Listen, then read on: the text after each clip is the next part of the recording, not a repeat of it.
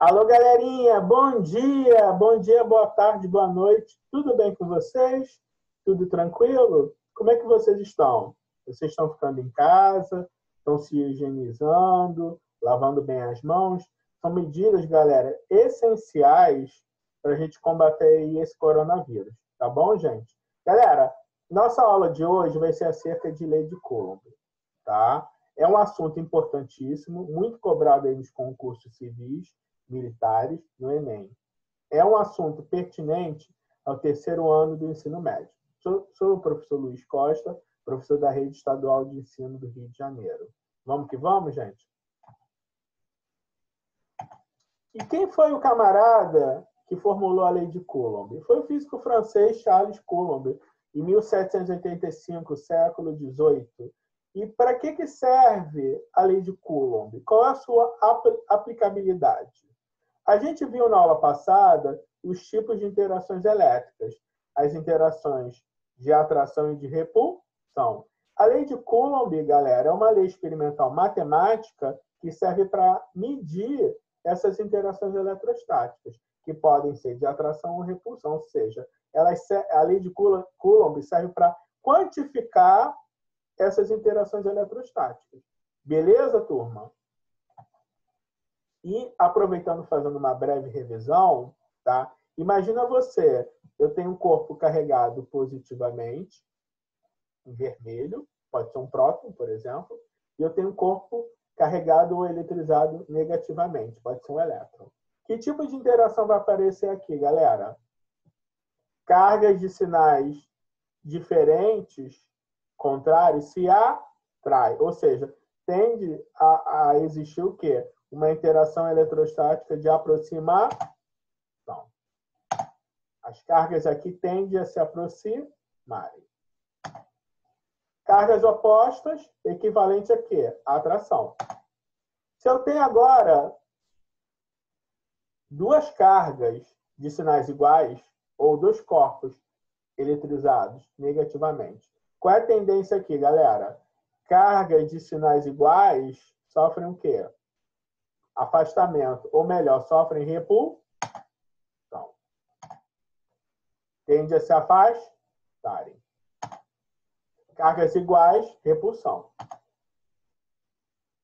Consideremos agora, imaginemos agora, dois corpos eletrizados, Q1 e Q2, e separados por uma distância D, conforme esse diagrama aqui.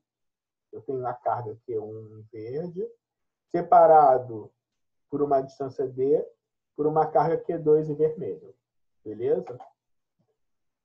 Qual é o destaque aqui dessa transparência, galera, desse slide aqui?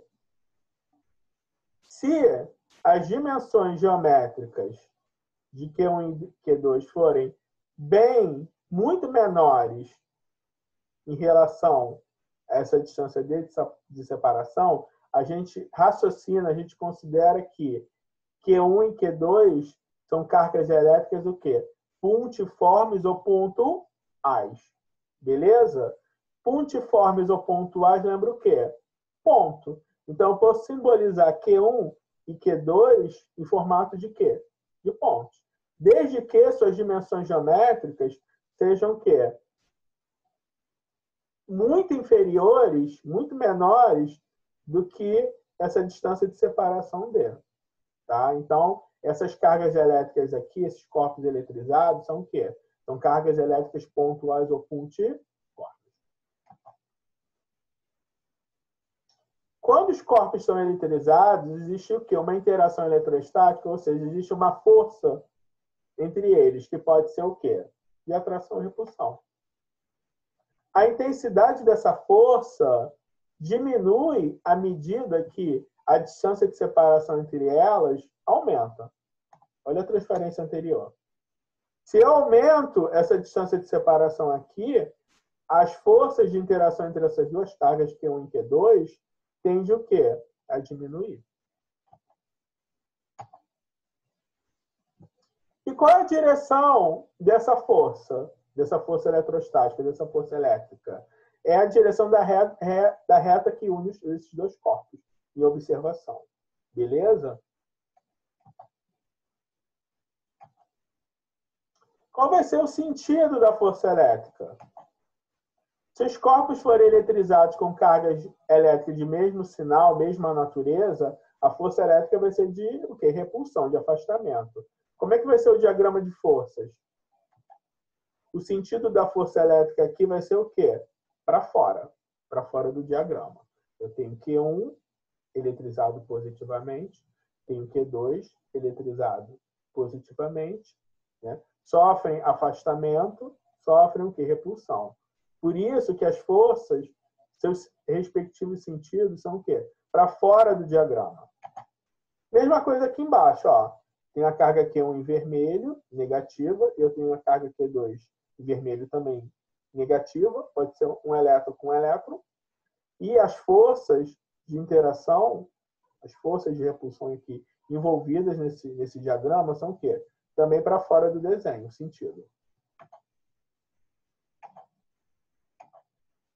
E se os corpos forem eletrizados com carga elétrica de sinais contrários? A força elétrica vai ser o quê? De atração. E como é que vai ser o diagrama de forças? Vai ser dessa forma. Eu tenho Q1 positivo, carregado positivamente, pode ser um próton. E eu tenho a carga Q2, que pode ser um elétron, em vermelho, carga Q2 vermelha. E como é que vai ser o diagrama de forças aqui? Vai ser a atração tende o quê? A se aproximarem. Então, as forças são o quê? Para fora, para dentro do diagrama. Para dentro. Conforme está aqui o esquema. Beleza?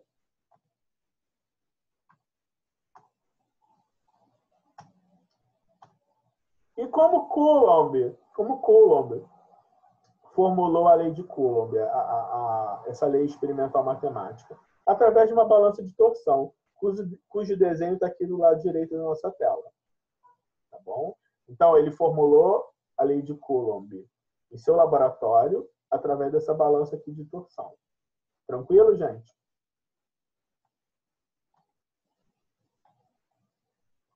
O que ele constatou no seu experimento, nas suas observações? O módulo da força de interação entre duas cargas elétricas pontuais ou pontiformes, Q1 e Q2, é diretamente proporcional ao produto de valores absolutos das duas cargas e inversamente proporcional ao quadrado da distância de separação entre elas. O que é isso, galera? Bom, antes de tudo, a gente tem que entender o que é diretamente proporcional e o que é inversamente proporcional. Por exemplo, eu vou fazer uma festa na minha casa. Tá? Eu tenho uma lista de 100 convidados, eu tinha contratado um buffet, bebida e comida, tererê pão duro. Né? Se eu resolvo aumentar minha lista de convidados, eu resolvo colocar mais de 50 pessoas, resolvi fazer uma festa para 150 pessoas, qual é a tendência? Né? O que eu tenho que fazer? Eu tenho que aumentar o quantitativo de bebida e o quantitativo de comida. De acordo? De acordo. Se eu resolvi ter mais convidados, eu tenho que ter mais comida e mais bebida. Agora, se eu resolvo cortar, reduzir os convidados, o número de convidados, eu estava com uma festa para 100, planejada. Resolvo fazer uma festa para 70 pessoas, eu tenho que cortar 30. O que o bom senso manda?